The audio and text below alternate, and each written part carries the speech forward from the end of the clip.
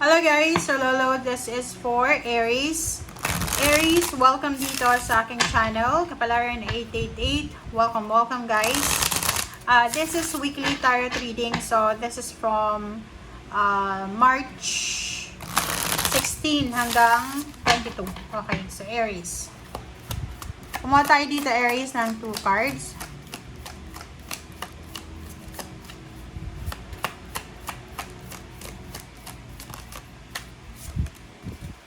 Okay, first card natin is Knight of Coins. And second card mo ay Nine of Cups. Okay. Yung Knight of Coins dito, this one is an Earth Signs energy. This is money. This is source of financial. And yung Knight of Coins mo dito is maybe this is your financial mindset. Okay. So, sinasabi ng bara sa'yo na Aries, sa linggong ito ay may posibleng trabaho ka na matatanggap or job offer.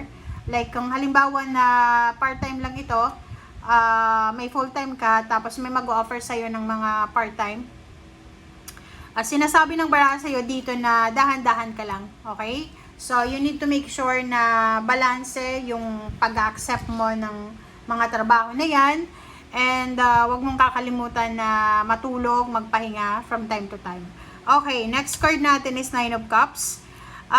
Sinasabi ng bara sa'yo na this week, so this one is from 16 to 22. So, March 16 to 22, there's so much things na posibleng i-celebrate ka. First of all, may mga emotional dreams ka na posibleng mangyari. You will feel satisfied and abundant. There's a source of happiness here. So, may mga occasions, celebrations na posibleng mangyari sa linggong ito na pwedeng magdala sa'yo and the rest ng iyong family ng happiness and contentment.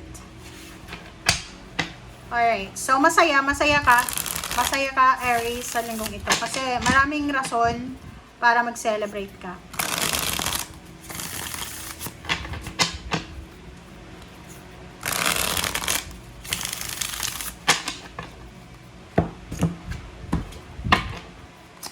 Okay. First card natin sa second deck is Zero the Fool. Next is Five of Cups. Alright. So, Page of Wands. Knight of Swords.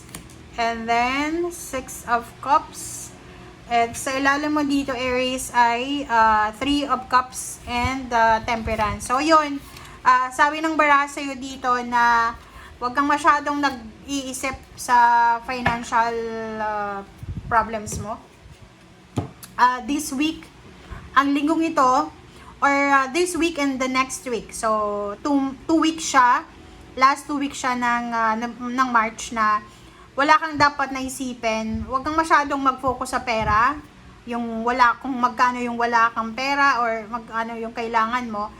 Just focus, be patient. Just focus sa kung ano yung okasyon, kung ano yung isa-celebrate mo. Maybe there's a family celebration, birthday, graduation, recognition, there's a wedding anniversaries, or anything na celebratory siya. So, you need to be patient.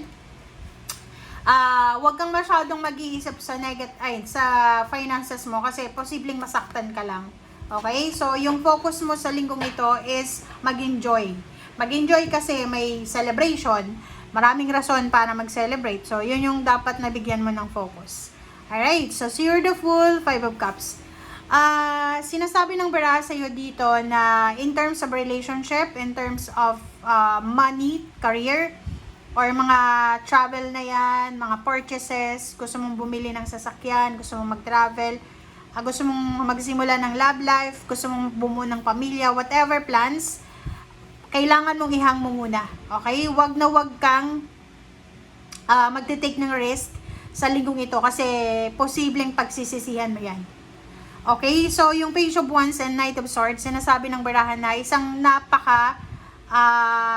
balanse, napakagandang balita related sa emosyon ang matatanggap mo this week na pwedeng magdala sa'yo sa future ng emotional assurance. Yung parang kung halimbawa this one is family events or family celebration or family situation siya na posibleng through the occasion, 'di ba? Sa pamamagitan ng selebrasyon na 'yan, pag nagkakaharap-harap yung magkakamag-anak, 'di ba? Nagbabalitaan sila, kumusta si ganyan, ganito, ganyan.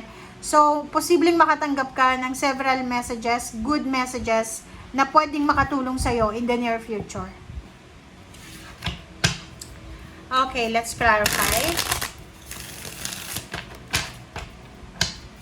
Okay, Zero the Fool. Bakit kailangan mong magdahan-dahan? Okay, Zero the Fool is Eight of Pentacles and then for a bond. So, yun.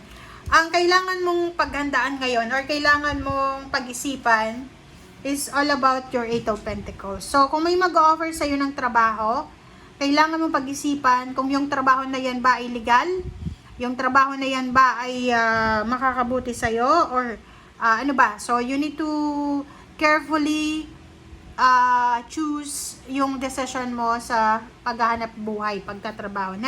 Another thing is relationship. So, yung iba, kung balak mong magpakasal, makipaghiwalay, magpatayo ng bahay, mag-travel together, mag-live-in, pag-isipan mo yung mabuti kasi pwede kang magsisi sa bandang huli.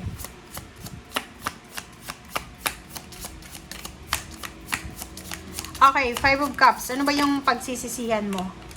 Okay, Knight of Cups. Oh, diba? So, dito mag-iingat ka, Aries, single ka man, in a relationship. Mag-iingat kayo sa temptation kasi pwedeng may asawa ka and posibleng may papasok na relationship dyan, person, na pwedeng maging sanhi ng distraction sa family mo na pwede mong pagsisihan sa bandang huli. Or the other person, maybe yung person mo ay may kasalukuyang third party.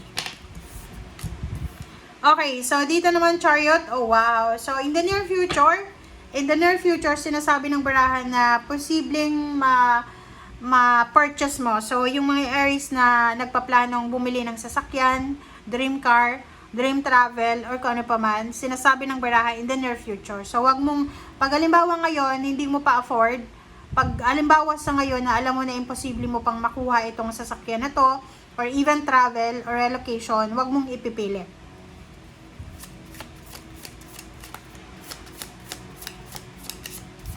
Okay, Knight of Swords. Knight of Swords is 5 of Wands. So, be careful. Be careful, Aries.